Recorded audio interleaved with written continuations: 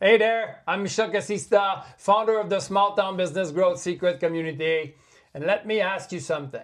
Have you ever noticed how everyone online keeps saying, just post more on social media? That's how you grow. So you post, you try hashtag, you follow trends, but it still feels like you're shouting into the void. You start wondering, is this me or does this stuff just not work in a small town? One of my mentors, Dan Kennedy, says something hilarious but true.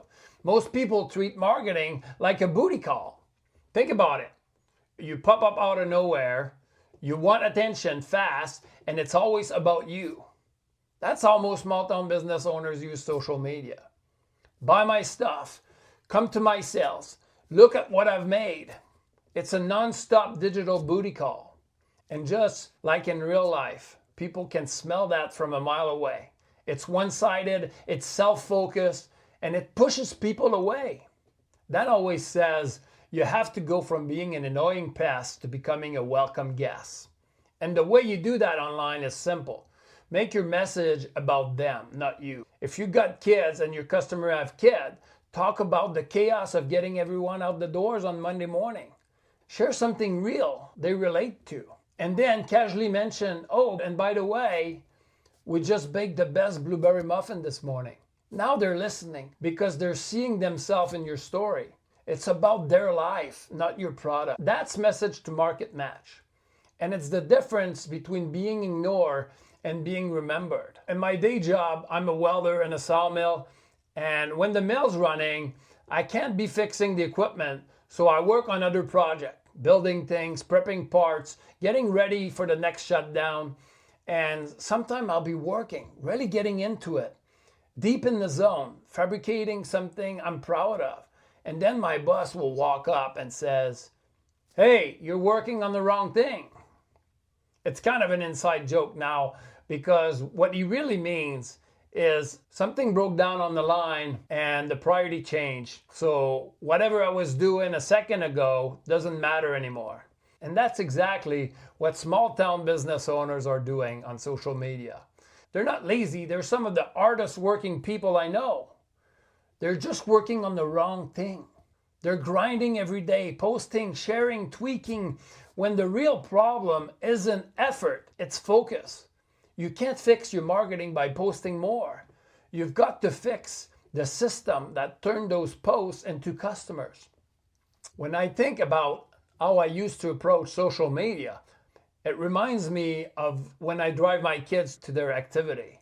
One of my daughters had figure skating competition, my son played hockey, and there were times we'd hit those brutal northern snowstorm, complete whiteout condition where you can barely see your hood. The only thing you can do is follow the taillight of the car ahead, hoping they know where they're going. But if they slide into the ditch, you're right there behind them. That's what most business owners are doing on social media. Driving blind, following someone else's taillight, hoping it led them somewhere. But those taillights, they're just as lost as you are.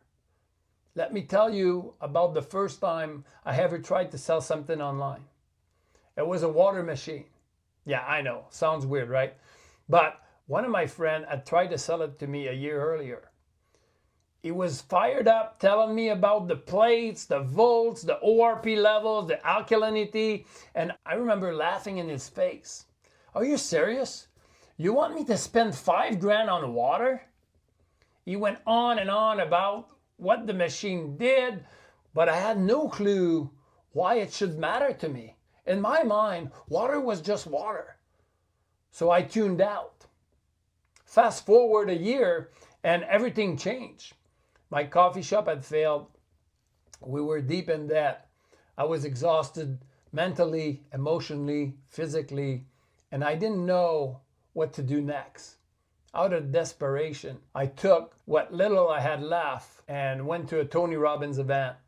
And there I saw Joseph McClendon, 65 years old, dancing on stage like a teenager. I could see how fit he was from my very top seat on the balcony, saying he hadn't been sick over 20 years while only sleeping 5 hours per night. I remember thinking, what does he know? that I don't. That even cracked something open in me. I got obsessed with understanding how to get my energy back. And guess what popped into my mind? That same water machine I had laughed at. But now I was looking at it differently. I wasn't thinking about volts or plate anymore. I was thinking, could this help me get my energy back? So I bought one and it changed everything.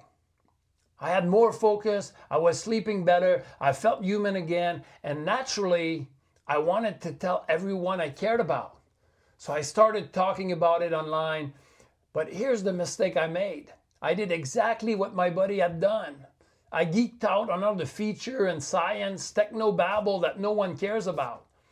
And you know what happened? My family laughed at me, my friend rolled their eyes, even my wife thought I'd lost it. Looking back now, I realize what I was doing wrong. I wasn't telling my story. I wasn't speaking to their pain, their desire, their life. I was talking about the product, not the person. Every marketing training I took said the same thing. Know your customer avatar and speak to them. I used to roll my eyes. I want everyone to buy. But the truth is, when you try to talk to everyone, you end up connecting with no one.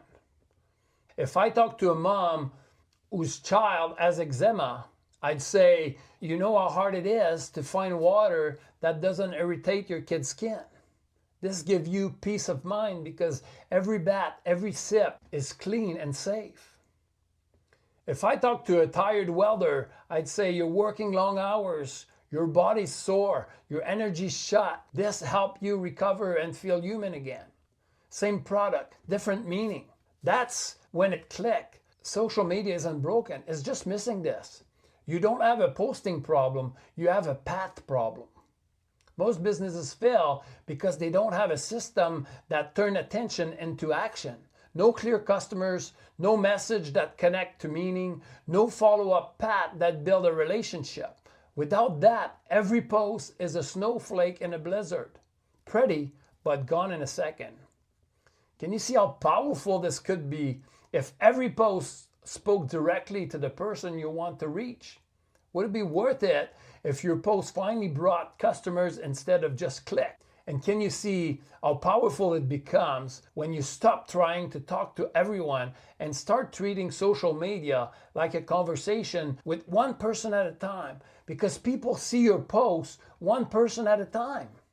They are alone when they're watching it. They don't feel like part of a crowd. They feel like you're talking just to them. But even the best message don't work if you don't know where to send people next. Most stop at the post, but the post is only the beginning of your customer journey. In the next episode, we'll pull back the curtain on the invisible system every successful business uses, the hidden map that turns strangers into loyal repeat customers. Hit subscribe and stay close. And hey, if you'd like to join other real small town business owners learning, testing, and growing together, come join our Small Town Business Growth Secret community. It's free. Inside, we share behind-the-scene lessons, real stories, and tools to help you apply everything from this series. The link is in the description below. I'll see you in the next episode, the hidden map behind every successful small town business. Don't settle for average. Step away and build something extraordinary.